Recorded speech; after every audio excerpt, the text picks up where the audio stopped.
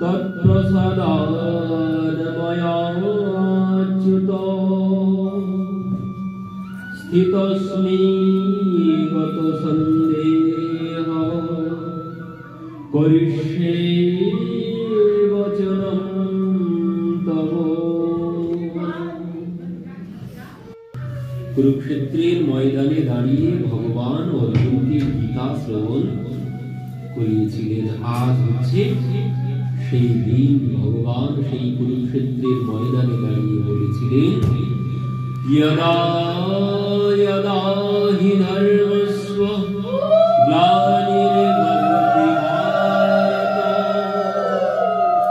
अभ्युत्थानमधर्मस्य तदात्मानं सृजाम्यहम् परित्राणाय साधूनां विनाशाय च धर्म समस्तपरार्थाय संभवामि युगे युगे। भगवान आज এই কথা বলেছিলেন অর্জুনকে যে यदा यदा हि धर्मस्य ग्लानिर्भवति भारत, বলছেন যখন ধর্মের উপরে আঘাত আসবে, যখন আমার গো ব্রাহ্মণ ভক্তের উপরে আঘাত আসবে, তখন আমি ধর্ম সংস্থাপনার্থায় পরিত্রাণায় সাধুনা বিনাশায় চ দুষ্কৃতম, যে আমার সাধুদেরকে মানে ভক্তদেরকে আমি পালন করার জন্য, তাদেরকে রক্ষা করার জন্য, আর দুষ্টদের দমন করার জন্য আমি অবতীর্ণ হব যুগে যুগে। তিনি এই কথা অর্জুনকে দিয়েছিলেন আজ সেই কুরুক্ষেত্রের ময়দানে দাঁড়িয়ে। তো ভগবান এই গীতা শ্রবণ করিয়েছিলেন অর্জুনকে। কিসের জন্য তিনি এই গীতা শ্রবণ করিয়েছিলেন? কি জন্য তিনি এই গীতা শ্রবণ করিয়েছিলেন অর্জুনকে? কারণ অর্জুন যখন যুদ্ধক্ষেত্রে গিয়ে উপস্থিত হয়েছেন, তখন তিনি সম্মুখে কি দেখছেন? সম্মুখে তিনি দেখছেন যে যাদের সাথে তিনি যুদ্ধ করবেন, সম্মুখে যারা তার প্রতিপক্ষ, যাদের বিরুদ্ধে তিনি যুদ্ধ করবেন, তারা কেউ নয়, তারা অন্য কেউ নয়, তারা সবাই তার নিজের জন্য, সবাই তার নিজের আত্মীয় বন্ধু বান্ধব, তারাই সবাই সম্মুখে দাঁড়িয়েছে যুদ্ধ করার জন্য। পিতামহ ভীষ্মদেব, প্রপিতামহ, পিতামহ সবাই সেখানে। যাকে দেখছেন সবাই তো আত্মীয় বন্ধু বান্ধব, দূরের কেউ নেই, সবাই নিজের আত্মার আত্মীয়, মানে যাদের সাথে আত্মার সম্পর্ক আছে সেই হচ্ছে আত্মীয়। তো যারা আজ সম্মুখে দাঁড়িয়েছে, যাদের উপরে আমি আজ অস্ত্র ধনুর্বাণ নিক্ষেপ করব, তারা তো সবাই আমার আত্মীয়। এই দেখেই অর্জুন বলছেন, আমি যুদ্ধ করব না। অর্জুন হাত থেকে গান্ডীব ফেলে দিয়েছে, দিয়ে বলছেন কেশব আমি যুদ্ধ করব না। তো এই যে সব আমার, এই সবাই আমার আত্মীয়, তো আমি কাদের সাথে যুদ্ধ করব? এখানে শত্রু তো আমি কাউকে দেখতে পাচ্ছি না। যারা আজ আমার শত্রুর পক্ষে গিয়েছে তারা অন্য কেউ না, সবাই আমার আত্মীয় বন্ধু বান্ধব। তো এই জন্য অর্জুন বলছেন আমি যুদ্ধ করব না। এই মোহ দূর করার জন্য, এই মোহ দূর করার জন্য, এই যে সবাই আমার আত্মীয় বন্ধু বান্ধব, তো এই জন্য অর্জুন গান্ডীব ফেলে দিয়েছেন, দিয়ে বলছে আমার অমন সিংহাসনে প্রয়োজন নেই, আমি যুদ্ধ করব না। তো এখানে ভগবান অর্জুনকে এই এই গীতার উপদেশ তিনি শ্রবণ করালেন। তো এই উপদেশ তিনি কি জন্য শ্রবণ করিয়েছেন তার উত্তর সব শেষে, তার কথা সব শেষে ভগবানকে অর্জুন বলছেন কি, নষ্ট মহ স্মৃতির লব্ধা তৎপ্রসাদান ময়াচ্যুত স্থিতস্মি গত সন্দেহ করিষ্যে বচনম তব। কি বললেন? নষ্ট মোহ স্মৃতির লব্ধা, আমার মোহ, আমার মোহ, ওই যে কাম ক্রোধ লোভ মোহ। এই গীতা মধ্যে শ্লোক আছে 700টি, গীতার মধ্যে 700টি শ্লোক আছে। তো সেই 700 শ্লোকের মধ্যে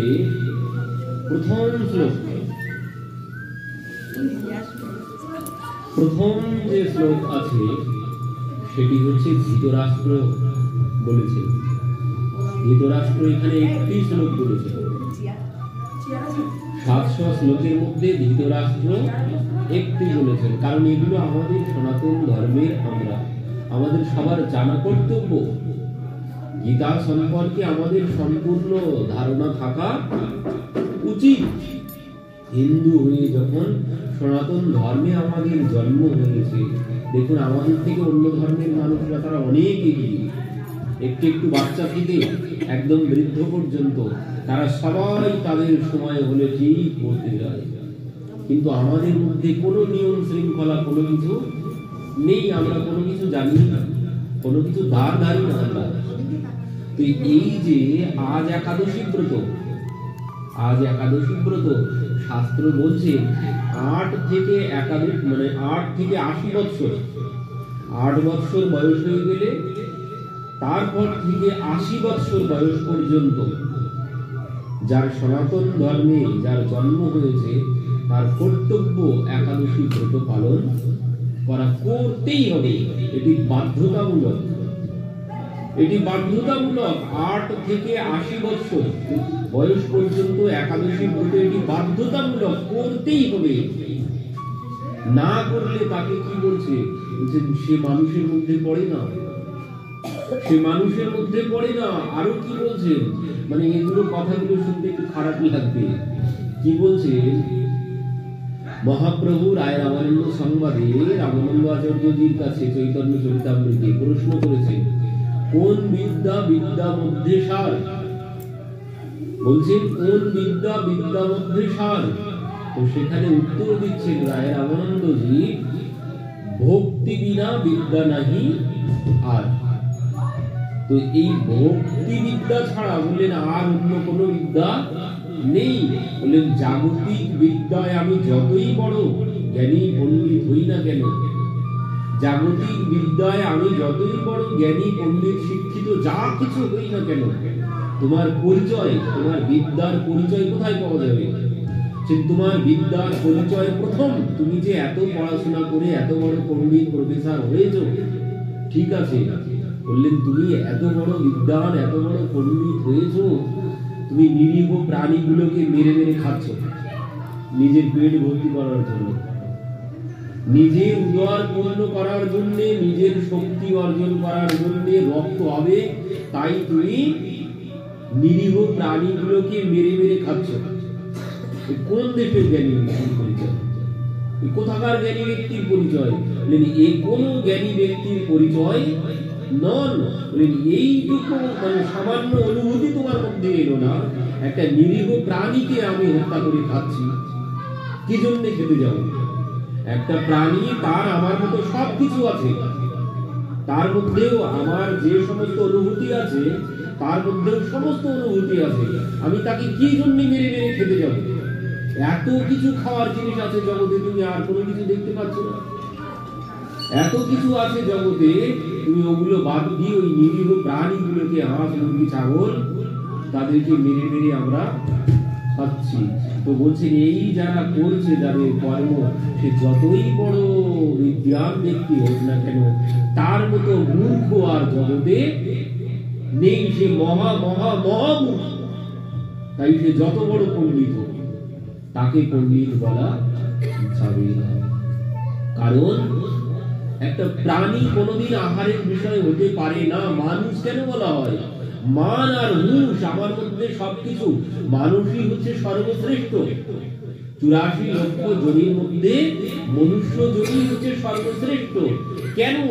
মানুষের মধ্যে সমস্ত বিচার, বুদ্ধি, জ্ঞান, বিবেক সবকিছু আছে, অন্য কার মধ্যে নেই। একটা পশুকে খেতে পারে, তার মধ্যে কোনো বিচার, বিবেক, বুদ্ধি কোনো কিছু নেই, সে খেতে পারে। কিন্তু একটা মানুষ, তার মধ্যে বিচার, বিবেক, বুদ্ধি সবকিছু ভগবান দিয়েছে, তবুও তার বিচার, বুদ্ধিতে, জ্ঞানে এইটুকু এলো না যে একটা নিরীহ প্রাণীকে আমি হত্যা করে খাবো না, তাকে মারবো না। এইটুকু বিচার যদি না আসে, তুমি কোন দেশের কবি? তাকে কিছুতেই পরিবেশ বলা যায় না। বলছেন সে তো রাক্ষসের দলে পড়ে। যিনি নিরীহ প্রাণীগুলোকে মেরে খাচ্ছেন, সে রাক্ষসের দলে, সে পশুর দলে পড়ে। তো এই জন্য আগে আমাদেরকে এই আহার শুদ্ধি ছাড়া জীবনে কোনদিন কল্যাণ হবে না। আহার শুদ্ধি ছাড়া চিত্ত শুদ্ধি কিছুতেই হবে না। চিত্ত শুদ্ধি না হলে নিজের কল্যাণ কিছুতেই সম্ভব নয়। এই হচ্ছে আসল গোড়ার কথা। এই হচ্ছে আসল গোড়ার কথা। আবার এটি হচ্ছে সব থেকে শুনতে খারাপ কথা। এই কথা সব থেকে শোনা মানে খারাপ কথা, এই সবাই এই কথা প্রথমেই বলে দিলাম। অনেকে তো আসবে না এই কথা শুনে। ওখানে গেলে ওই মাছ মাংস খাওয়া বাদ দিতে হবে, তাহলে ওখানে যাওয়ার কোনো দরকার নেই, যাবো না ওখানে। তো এখানে এসেছি কি জন্য? কল্যাণের জন্য। একটা শিশু স্কুলে যায় কিসের জন্য? সে তার কল্যাণের জন্যই যায়। তাকে বাবা মা কি জন্য পাঠায়? তার কল্যাণের জন্য। সে বড় হবে তাই, জ্ঞান বুদ্ধি তার হবে তাই। তো ঠিক যেমন এখানেও এসেছে কল্যাণের জন্য। তো নিজের যদি কল্যাণ চাই, ওই কাজ আগে বাদ দিতে হবে, ওই কর্ম আগে বাদ দিতে হবে। ওই কর্ম বাদ না দিলে কোনো কল্যাণ কিছুতেই সম্ভব, কোনোদিন কোনো কল্যাণ হবে না। ওখান থেকে আমি রোগ তো নিয়ে নিচ্ছি। আমি যতই অ্যালার্জির ওষুধ খাই না কেন, আমি যদি অ্যালার্জি যেগুলোতে বাড়ে সেগুলো যদি খেতেই থাকি, ওষুধও খাচ্ছি, সঙ্গে বেগুন, টক, তারপরে ওই চিংড়ি মাছ, কাঁকড়া সব খাবো, আর ওষুধও খেয়ে যাবো, কোনো লাভ হবে? কোনো লাভ হবে। তো লাভ যদি করতে চাই, আগে ওইগুলো যেগুলো রোগ বাড়ে এইগুলো আগে বাদ দিতে হবে। দিয়ে ওষুধ খাও, একদম অল্প দিনেই রোগ চলে যাবে। তো এখানেও এসেছি আমরা রোগ সারানোর জন্য। আজ এখানে বসেছি কিসের জন্য? রোগ সারানোর জন্য। কোন রোগ? ভব রোগ। এর থেকে বড় রোগ আর কোনো কিছু নেই। এই ভব রোগের থেকে বড় রোগ আর কোনো কিছু নেই। ভব রোগ কি? ভব রোগ হচ্ছে এই যে পুনরপি জন্মনম, পুনরপি মরণম, পুনরপি জননী জঠরে শয়নম। এই বারবার জন্মগ্রহণ আর বারবার মৃত্যুবরণ, এই হচ্ছে ভব রোগ। এর মতো রোগ আর কোনো কিছু নেই। এই যে জন্ম আর মৃত্যুর যে যন্ত্রণা, এখন হয়তো কোনো কিছু মনে নেই। এখন তো মনে হচ্ছে বেশ ভালো আছি, ওসব আবার কি? এখন মনে হচ্ছে বেশ ভালো আছি, ওসব কি? কিন্তু সেদিনের কথা একবার মনে করুন, সেদিনের কথা একবার মনে করে দেখুন, বৃদ্ধ অবস্থার যন্ত্রণার কথা একবার মনে করে দেখুন। নষ্ট মোহ স্মৃতির লব্ধা তৎপ্রসাদান মায়াচ্যুত। কি বললেন? নষ্ট মোহ স্মৃতির লব্ধা তৎপ্রসাদান মায়াচ্যুত। স্থিতস্মি গত সন্দেহ করিষ্যে বচনম তব। কি বললেন? নষ্ট মোহ মানে আমার সমস্ত মোহ আসক্তি সব দূর হয়েছে। স্মৃতির লব্ধা তৎপ্রসাদান মায়াচ্যুত, তোমার কৃপায় হে অচ্যুত, মানে তোমার কৃপায় আমার সমস্ত মোহ নষ্ট হয়ে গেছে। স্থিতস্মি, স্থিতস্মি মানে আমার মন স্থির হয়েছে, মনের মধ্যে আর কোনো চঞ্চলতা নেই, আমি স্থির হয়েছি, মানে দৃঢ় প্রতিজ্ঞ হয়ে গেছি। স্থিতোস্মি গত সন্দেহ করিষ্যে বচনম তব, মানে করিষ্যে বচনম তব মানে তুমি যা বলছো আমি তোমার আদেশ মতো সবকিছু পালন করব। তো এই হচ্ছে মানে অর্জুন সমস্ত রোগ থেকে মুক্ত হয়ে গেছেন। অর্জুন বলছেন যে তুমি যা বলবে আমি তাই করব। তো আমাদেরও কর্তব্য শাস্ত্রে ভগবান যা যা বলেছেন সব কথা গ্রহণ করে সেই মতো চলা উচিত, সেই মতো আমাদেরকেও চলতে হবে। অর্জুন বলছেন তুমি যা বলবে করিষ্যে বচনম তব, আমি তাই করব, তোমার কথা মতোই আমি চলবো। তো আমাদেরও কর্তব্য শাস্ত্রের কথা মতো, ভগবানের কথা মতো, গুরু বৈষ্ণবের কথা মতো যদি আমি চলি তাহলে আমি এই ভবরোগ থেকে, ওই মোহ থেকে মুক্ত হয়ে যেতে পারবো। আর আমাকে এই জন্মগ্রহণ আর এই মৃত্যুবরণ আর এই সংসারের যন্ত্রণা আর কোনো কিছু ভোগ করতে হবে না, পরম শান্তি লাভ হবে। তখনই এই সংসারে কি, সংসারে জ্বালা ছাড়া আর কোনো কিছু আছে? যন্ত্রণা ছাড়া সংসারে কোনো কিছুই নেই। এখানে সব শেষে যেটা পাওয়া যাবে সেটা যন্ত্রণাই, সব শেষে যেটি থাকবে সার সেটি হচ্ছে যন্ত্রণা। এখানে যন্ত্রণা ছাড়া আর অন্য কোনো কিছু নেই, এখানে কষ্ট ছাড়া দুঃখ ছাড়া কোনো কিছু নেই। কারণ এ সংসার হচ্ছে দুঃখালয়, সংসার হচ্ছে দুঃখালয়। এখানে দুঃখ ছাড়া কোনোদিন সুখ পাওয়া যাবে না। যাকে আমরা সুখ বলে মনে করছি ওটা মোহের কারণে, ওটা মিথ্যা সুখ, মরিচিকা, ওটা মায়া মরিচিকা। যাকে আমরা সুখ বলে ভাবছি, এখানে সুখ বলে কোনো কিছু নেই। তো এটি বোঝা যাবে শেষে, না ঢুকলে শেখা যাবে না। তো ঢুকেই তারপরে বুঝবো যে এখানে যন্ত্রণা ছাড়া অন্য কোনো কিছু নেই। তো আগে যতই বলা হোক ও যাবে না ভিতরে, যতদিন না ঠকছে। তো এখানে যন্ত্রণা ছাড়া কোনো কিছু নেই। তো বললেন এই যন্ত্রণা থেকে মুক্ত তখনই হব যখন আমি ভগবানের কথা শ্রবণ করে চলবো। অর্জুনের মতো বলবো যে প্রভু তুমি যা যা বলেছো, যা যা নির্দেশ করেছো আমি সেই মতো চলবো। তাহলেই এখানে সুখী হওয়া সম্ভব। তা না হলে এখানে সুখ পাওয়া কিছুতেই যাবে না। ভগবানকে যদি সাথে রাখি, মানে ভগবানকে সাথে পেতে গেলে কি করতে হবে? তার কথা মতো আমাকে চলতে হবে। আমি যদি ভগবানকে সাথে চাই তাহলে আমাকে তার উপদেশ মতো যদি আমি চলি তাহলে আমি ভগবানকে সাথে পাবো। আর ভগবানকে যদি সাথে পেয়ে যাই, একদম গীতার শেষে কি বলছেন সঞ্জয়? গীতার শেষে সঞ্জয় বলছেন যত্র যোগেশ্বরঃ কৃষ্ণ যত্র পার্থ ধনুর্ধরঃ তত্র শ্রীর বিজয় ভূতি ধ্রুবা নীতির মতির মম। কি বলছেন? যত্র যোগেশ্বরঃ কৃষ্ণ, বলছেন যেখানে যোগেশ্বর, যোগেশ্বর নয় যোগেশ্বরেশ্বর, যোগেশ্বর হচ্ছে মহাদেব, যোগেশ্বরেশ্বর মানে মহাদেবেরও যিনি ঈশ্বর, সেই যোগেশ্বরেশ্বর ভগবান শ্রীকৃষ্ণ যে পক্ষে আছে। আর যেখানে পার্থ ধনুর্ধর মানে অর্জুনের মতো ভক্ত যেখানে আছে, অর্জুনের মতো ভক্ত যেখানে আছে আর যেখানে ভগবান আছে, তত্র শ্রী মানে কি? লক্ষ্মী দেবী। শ্রী মানে লক্ষ্মী দেবী, সেখানে লক্ষ্মী দেবী। যেখানে ভগবান আছে, যেখানে ভক্ত আছে, লক্ষ্মী দেবী সেখানেই বাস করবে, সেখানে লক্ষ্মী দেবী। আমরা সংসারে সুখের জন্য অর্থ সংসারে এলেও থাকে না কেন? কারণ সেই অর্থ ভগবানের সেবায় লাগাই না। তাই অর্থ যদি ভগবানের সেবায় লাগাই, ভগবানের যদি সেবা হয় গৃহে, তাহলে সেই গৃহে আপদ বিপদ আসে না অত সহজে।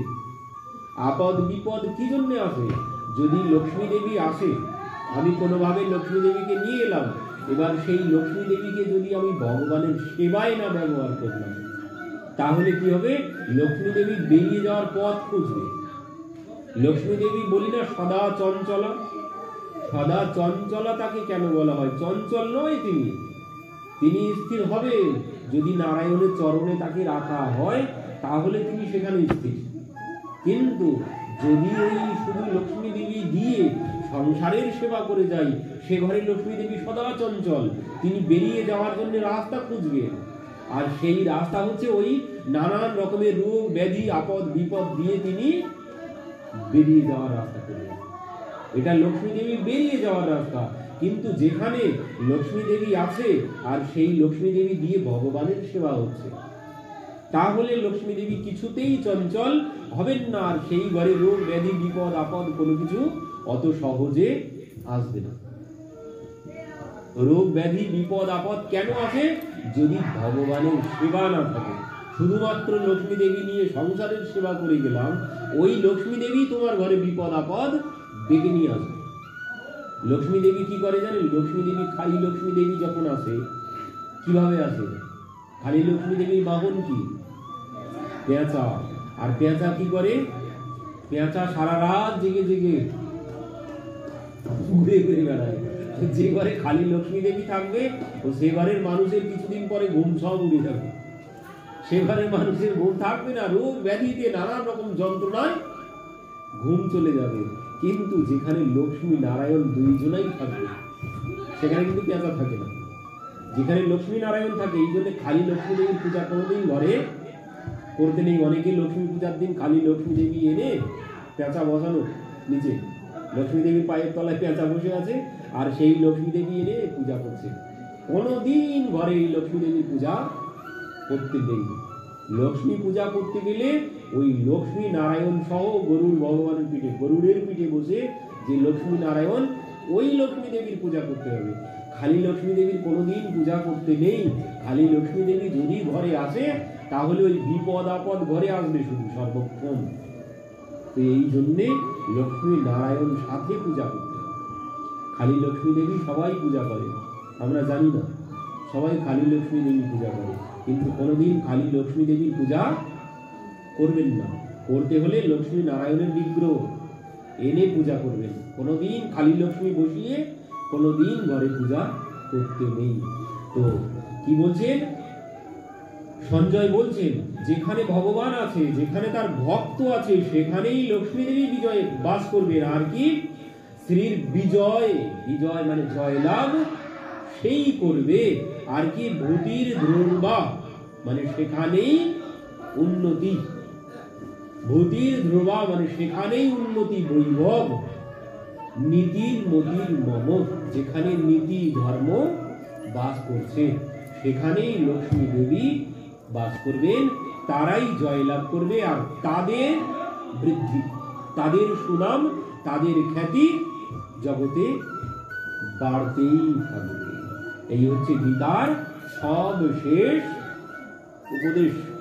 সঞ্জয় বলে যাচ্ছেন, সব শেষ উপদেশ সঞ্জয় করে দিলেন, মানে ধৃতরাষ্ট্রকে বলে দিলেন যে যেখানে ভগবান আছে, যেখানে অর্জুন আছে, সেখানেই লক্ষ্মী দেবী বাস করবে, আর তারাই বৃদ্ধিপ্রাপ্ত হবে। মানে তোমার ছেলেরা সব গেল, এই কথাই বলল। কিন্তু তাও ধৃতরাষ্ট্র, তাতেও তার জ্ঞান হলো না, এত মোহগ্রস্ত। এই মোহগ্রস্ত ধৃতরাষ্ট্র, সে পুত্রের মায়ায় মোহে এত মোহগ্রস্ত, এই জন্য অন্ধ। এমনি কিন্তু অন্ধ নয়, এই জগৎকে শিক্ষা দেওয়ার জন্য এ হচ্ছে মোহ অন্ধ। কাম অন্ধ বলি না, কাম অন্ধ, মোহ অন্ধ। এ মায়া মোহে এ সম্পূর্ণরূপে অন্ধ, মানে পুত্রের মোহে এত অন্ধ হয়ে আছে, পুত্র যা বলে তাই করে। ও সত্য মিথ্যা কোনো কিছু বিচার, ন্যায় নীতি কোনো কিছু বিচার ধৃতরাষ্ট্র করেন না। তো এই জগতে ধৃতরাষ্ট্রকে যে ওই মোহের মধ্যে ডুবে আছে, সেই হচ্ছে ধৃতরাষ্ট্র। তো এই মোহ থেকে বাইরে আসতে হবে। এই মোহ থেকে যদি বাইরে না আসতে পারি, তো এই সংসার রূপী কুরুক্ষেত্র, এই সংসারটাই কিন্তু কুরুক্ষেত্র। আর এই কুরুক্ষেত্রের অর্জুন কে? অর্জুন আমাকেই হতে হবে। অর্জুন আমি এই কুরুক্ষেত্র রূপী সংসার, এখানে জয়লাভ কখন করব? জয়লাভ তখনই করব যখন আমি ভগবানকে আমার পক্ষে রাখবো, তখনই এই সংসার রূপী কুরুক্ষেত্র আমি জয়লাভ করতে পারবো। যদি ওই দুর্যোধনের মতো হই, যদি দুর্যোধনের মতো হই, তাহলে এই কুরুক্ষেত্র কিছুতেই জয়লাভ করা সম্ভব নয়। মানে যুদ্ধের আগে একদিন কি হলো, অর্জুনও গেল, ধর্মরাজও গেল। ভগবান অনেক, সেখানে অনেক ঘটনা আছে। ভগবান বলেছিলেন যে যাকে আমি প্রথম দর্শন করব আমি তার পক্ষেই থাকবো। তো এই হয়ে ভগবানের সম্মুখে গিয়ে বসেছেন। সোনার সিংহাসন দেওয়া ছিল একদিকে, আর একদিকে রূপার সিংহাসন। তো সেখানে এক সোনার সিংহাসন, মানে দুর্যোধন গিয়ে সোনার সিংহাসনে বসেছেন। আমি রাজা, আমি সোনার সিংহাসনে বসে। তো সোনার সিংহাসনে মাথার দিকে বসেছেন, মাথার দিকে বসেছেন। ঘুম থেকে উঠলেই মাথার কাছে আমি, আমার দিকেই নজর পড়বে। কিন্তু পরে অর্জুন গিয়ে চরণের কাছে বসেছে। এবার ঘুম থেকে উঠলে নজর কোন দিকে যায়? চরণেই যাবে আগে। আমি যদি সরাসরি উঠি, মাথার দিকে কিছুতেই নজর যাবে না। এখানে তো ফেল হয়েই গেছে। এবার বলছেন প্রথমেই তো বিচার হয়েই গেছে, আর বিচারের কোনো কিছু নেই, কার পক্ষে যাবো না যাবো। তবু এবার ভগবান বলছেন বলো, তোমরা দুইজন তো এসেছো। তো আগে দুর্যোধনকে বলছে, দুর্যোধন শোনো, যুদ্ধ তো শুরু হতে চলেছে। তো আমাকে যদি তুমি নাও, আমি যে পক্ষে যাই না কেন, আমি কিন্তু যুদ্ধ করব না। আমাকে যেই নাও, আমি কিন্তু যুদ্ধ করব না। আমাকে নিলে আমি যুদ্ধ করব না। আমার যদি সৈন্য নাও, তারা কিন্তু সবাই যুদ্ধ করবে। এই কথা শুনেই দুর্যোধন বলছেন, তোমাকে নিয়ে তাহলে আমি করব কি? তোমার মতো ঠুটো জগন্নাথকে নিয়ে আমি কি করব? আমার করতে হবে যুদ্ধ। তোমাকে নিয়ে কি রথে বসিয়ে আরতি করব? তোমাকে আমার প্রয়োজন নেই, আমাকে সৈন্যই দাও। অর্জুনকে বলছেন, অর্জুন তুমি কি করবে? অর্জুন তুমি কি করবে? দুর্যোধন তো সৈন্য নিয়ে চলে গেল। না না, এখনো সৈন্য আছে। তুমি যদি বলো সৈন্য এখনো আমি তোমার জন্য ব্যবস্থা করতে পারি, তো তুমি কি চাও? অর্জুন তখন কি বললেন, এই যে প্রথমে নির্ধারণ করতে হবে আমাকেই। সেখানে অর্জুন কি বলছেন, যে দেখো কেশব, আমার তোমাকে ছাড়া কারো প্রয়োজন নেই। আমার তোমাকে চাই, ও রাজত্ব আমার প্রয়োজন নেই, আমার তোমাকে চাই। তো অর্জুন ভগবানকে সাথে নিলেন। তো সেই অর্জুন ভগবানকে নিয়েছেন, নিয়ে যুদ্ধে গেছেন, গিয়ে পুনরায় মোহগ্রস্ত হয়ে গেছেন। যার সঙ্গে ভগবান আছে, যার সঙ্গে স্বয়ং ভগবান আছে, পাশে ভগবান আছে, তবুও অর্জুন মোহগ্রস্ত হয়ে গেছেন যে আমি যুদ্ধ করব না, আমি যুদ্ধ করব না। তখন ভগবান এই অর্জুনকে গীতার শ্লোক শ্রবণ করালেন। কতটি শ্লোক শ্রবণ করিয়েছিলেন? ভগবান অর্জুনকে 574টি শ্লোক শ্রবণ করিয়েছিলেন। ভগবান নিজে 574টি শ্লোক বলেছেন। সেখানে ধৃতরাষ্ট্র একটি বলেছেন, প্রথমটি ধৃতরাষ্ট্র বলেছেন, আর সঞ্জয় বলেছেন 40টি, আর অর্জুন বলেছেন 85টি। অর্জুন যা বলেছে সব প্রশ্ন করেছে, আর ভগবান উত্তর দিয়েছেন 574 শ্লোকে। তো এটি আমাদের সবার সনাতন ধর্মের যারা মানুষ, তাদের সবার কর্তব্য এগুলো জানা, এটা মনে প্রাণে বসিয়ে রাখা। এই গীতা কি করে? এই গীতা আমার মোহ দূর করবে। সংসারের প্রতি, মানে মিথ্যা মায়ার প্রতি যে আমার মোহ, এই মোহ দূর করে গীতা। এই মোহ যতদিন না দূর হচ্ছে, ততদিন কল্যাণ আমার দ্বারা সম্ভব নয়। আমি কল্যাণের পথে চলতেই পারবো। যতদিন না মায়া মোহ দূর হচ্ছে, ততদিন আমি কল্যাণের পথে চলতেই পারবো না। আরো কি বলছেন, যে জ্ঞান এখানে দিয়েছে, মানে গীতা জ্ঞান বলা হয়, এখান থেকে জ্ঞান পাওয়া যায়, গীতায় জ্ঞান পাওয়া যায়। যে জ্ঞান সব থেকে বড় জ্ঞান সঞ্জয় দিলেন ধৃতরাষ্ট্রকে, মানে সাথে যদি ভগবানকে রাখতে পারি, মানে আমার রথের লাগাম আমি যদি ভগবানের হাতে তুলে দিতে পারি, তাহলেই আমি শেষ পর্যন্ত জয়লাভ আমি তখনই করতে পারবো, যখন সাথে ভগবানকে রাখবো। যখন সাথে ভগবানকে রাখবো তখনই আমি এই সংসার রূপী কুরুক্ষেত্রে জয়লাভ করতে পারবো। আর যদি ভগবানকে বাদ দিয়ে শুধু রাজত্ব দেখি, অর্থ সম্পদ দেখি, তাহলে দুর্যোধনের মতোই অবস্থা হবে।